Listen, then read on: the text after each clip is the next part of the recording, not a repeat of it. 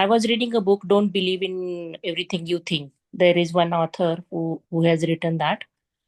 And I was just reading that, and while sitting in meditation, like a thought appears, then I don't believe in it. Then another thought appears, I don't believe in it. So it's becoming very clear now how the mind is wandering here and there, and if I don't believe in it, it doesn't have any influence on me. Exactly. Belief. And also, another big component of it is doership, meaning we like, at the very beginning of my practice with this, I remember this was like, because when at that time, um, when I used to just wake up, I used to sit in silence, like for just like about 10 to 15 minutes, right? The first thing I ever did in the morning. And I remember having this noticing in on one of the days that like when I woke up and you're just sitting there with eyes closed, it's thoughts start appearing about just whatever. And I noticed I was like, um, I had no choice over what thought arose. And I didn't even choose to think. It just happens. And what it says is also something that I didn't pick. It's just whatever is the content of that thought. So not only is it like, hey, whatever it's saying, don't believe. Also, we see that like the very arising of thoughts and the content they project is not my doing. I don't it like I'm not the thinker. That's what it means that I'm not the thinker, is that I'm not doing thoughts. Thoughts are appearing. Thoughts are appearing to me. What they say is all is just the conditioning on play. I'm not I'm not choosing it. I'm not doing it.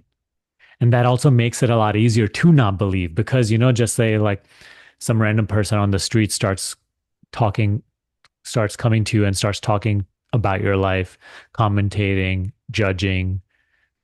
You would not take what that person has to say seriously. If anything, you would tell them to shut up and leave. But this constant uh, commentary is arising within us, judging, interpreting, describing. We believe it, we find it valuable because we think it's us. It's me and I am doing it. But if we start seeing that it's not me and I'm not doing it, instantly it's like the belief in it is way less.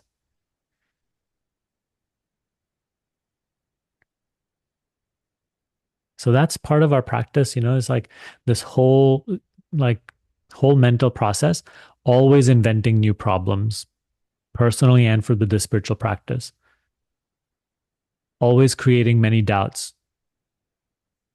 that it demands solutions and answers to. No, the my favorite aspect of the direct path is don't go there. Don't give life to doubts and problems and then go on long journeys to solve them conceptually.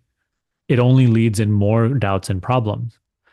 Instead, let go and return to what is ever present. Return to the noticing of what sees these thoughts come and go. Don't believe you are the doubtful one. Don't believe you have a problem to solve it spiritually and all that. Like just be return to yourself.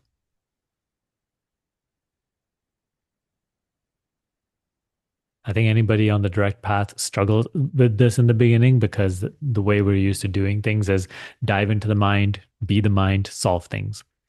Now we are being told, hey, be don't do anything, be as you are. But little by little, we start to see that this is the way. Silence is the way, both personally and spiritually. Personally, silence brings us the clarity about what needs to be done. It operates through us, and does whatever needs to be done.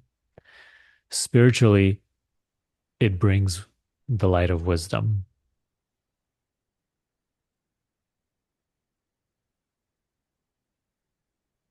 My thoughts are so convincing because they appear in my own voice. So that's so I love the way you said that. You say my own voice, Yes. but you have no voice. Only the body has a voice. You are not the body. Let go of conceiving, which means thinking that you are a body with a voice. The moment you shed that self reference, then yes, thoughts are speaking in the body's voice. But there you go. The connection, the meanness is no longer associated. That's it. That's it right there. You catch that right there, and that's a very big noticing. We say thoughts speak in my voice because I'm a person. I am this body. Thoughts speak as this body's voice and this body's face and this body's persona. You are not any of it. Objectify all of it. Doesn't that make it a little easier? Yes. Because thoughts are speaking about the past of this body and future of this body and image of this body and person. So many things. Yeah. They speak about the past and the future and the problems and the desires of the body, and they speak as the body.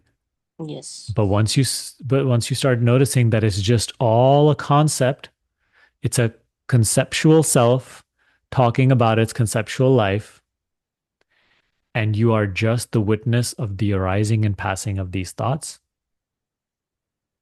and you yourself have no face, no form, no shape,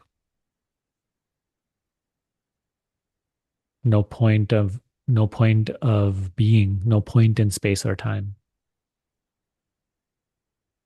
You are just the ever present nowness, beingness, existence, awareness, aliveness. And even these words mean nothing. It's just, what they point to is always here.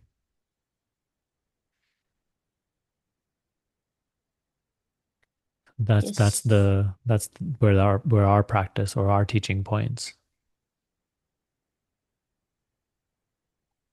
So yes, apparently so I am this body. No one is denying that, and we're not rejecting that either. But in practice, see this clearly.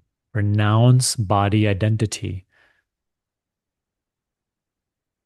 Ramana Maharshi says there's no greater obstacle to self-realization than the I am the body idea. It is like the cloud which blocks the sun. So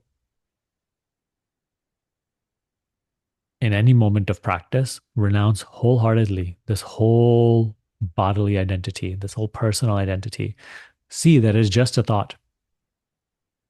It's just an experience appearing.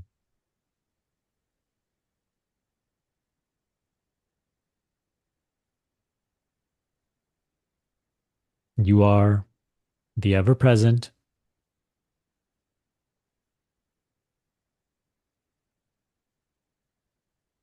knowing awareness,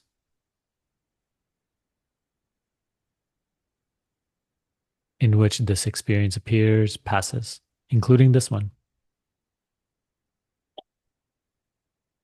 Can it be true that, yes, like this experience of us gathering and being on a meeting and speaking and communicating is appearing, yet here you're not any of this?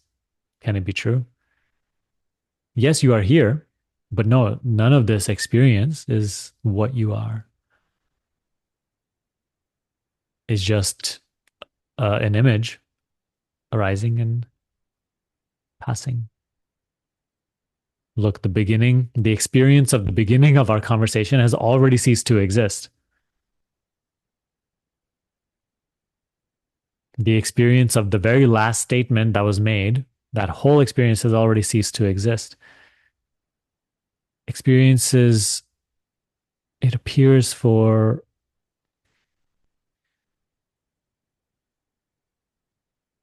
just a moment. And what even is that, right? Like the moment you can even think about it has gone.